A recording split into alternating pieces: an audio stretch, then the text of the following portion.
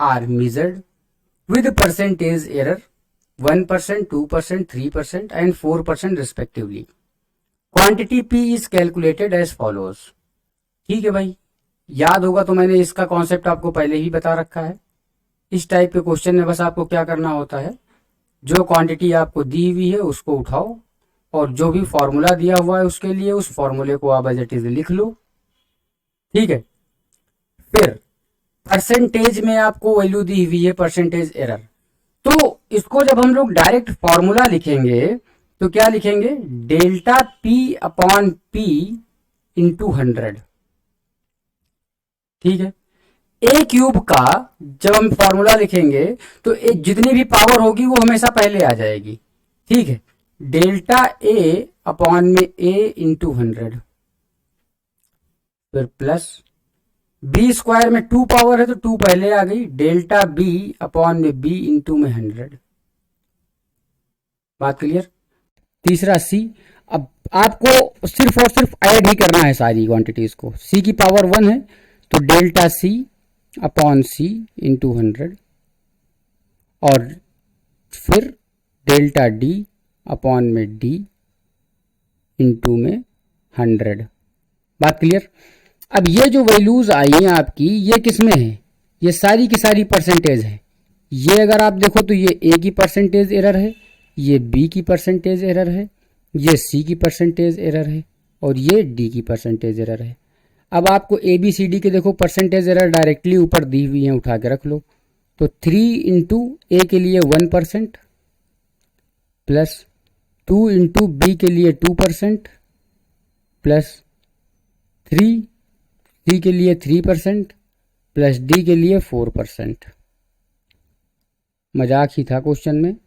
तो 3 और 4 ये हो गया आपका 7 और 7 और 3 10 और 10 और 4 14, तो ये आपका बन गया 14%। तो जो आपका फाइनल आंसर होगा, यानी कि पी को मेजर करने में जो परसेंटेज एरर आई वो आपकी हो गई 14% की। बात क्लियर। होप कि सभी को समझ में आया होगा। ऑप्शन सी आपका अगेन करेक्ट हुआ। ठीक है, तो होप कि आप सबको समझ में आया होगा। नहीं समझ में आया दोबारा से रिपीट करिए। नेक्स्ट क्वेश्चन की तरफ बढ़ते हैं। अगला क्वेश्चन है आपकी स्क्रीन पर। A student measures a distance travelled in free fall of a body initially at rest in the given time.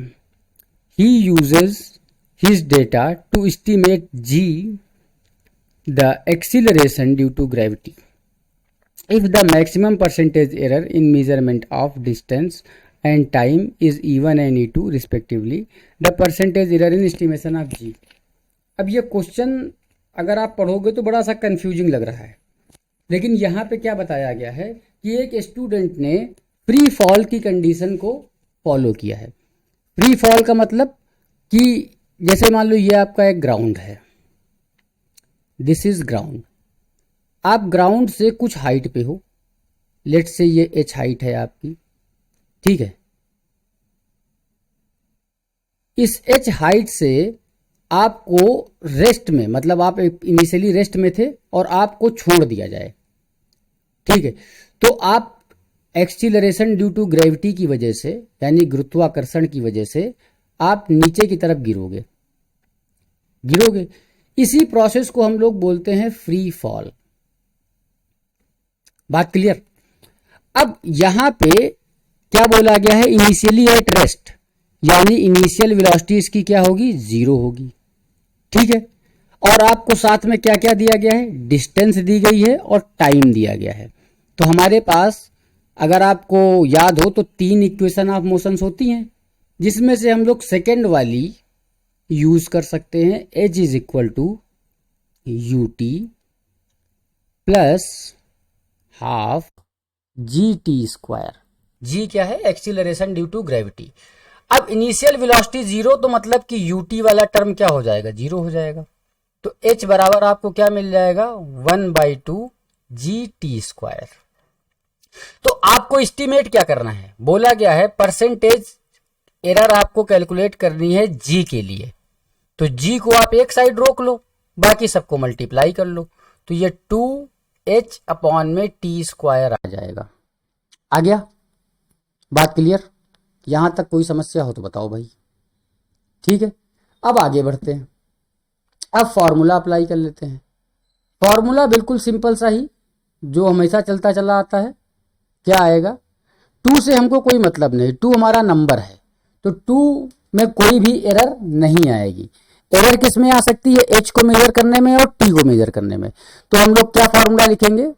Delta g upon g into 100 is equal to, 2 से कोई मतलब नहीं, 2 आपका नंबर है इसलिए इसको हम लोग काउंट नहीं करेंगे, और डेल्टा h अपॉन में h इंटू 100 और प्लस टी स्क्वायर है, तो इसकी पावर जो भी है उसको पहले लिख लो, डेल्टा टी अपॉन में टी इंटू में 100।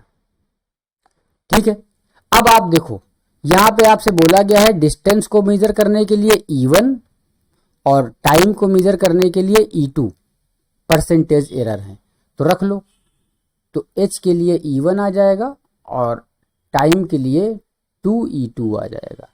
तो अगर आप देख रहे हो तो आपको ऑप्शन कहीं ना कहीं मिल ही जाएगा कि percentage error in G is E1 plus 2E2। तो E1 plus 2E2 is and B option, तो option B is correct for the given question. Hope कि आप सबको ये क्वेश्चन भी समझ में आ ही गया होगा। नहीं आया है तो एक बार दोबारा से आप इसको रिपीट कर सकते हो। अगले क्वेश्चन की तरफ बढ़ते हैं। In the error of if the error in the measurement of radius of sphere is 2%। एक स्फेयर है, ठीक है, सॉलिड स्फेयर, इसकी रेडियस को मेजर करने में कितनी एरर हुई? 2% की। यानी जब आप इसकी रेडियस को मेजर करो तो रेडियस मेजर करने के लिए आपको 2% की एरर का सामना करना पड़ा। ठीक है भाई, फिर then the error in measurement of volume, volume measure करना है, तो वॉल्यूम का फॉर्मूला अगर आपको पता है तो ठीक है। वॉल्यूम का फॉर्मूला होता है 4/3 पाई आर क्यूब। अगर आप ध्यान से देखो तो 4/3 वाली जो टर्म है ये आपकी क्या है? कांस्टेंट।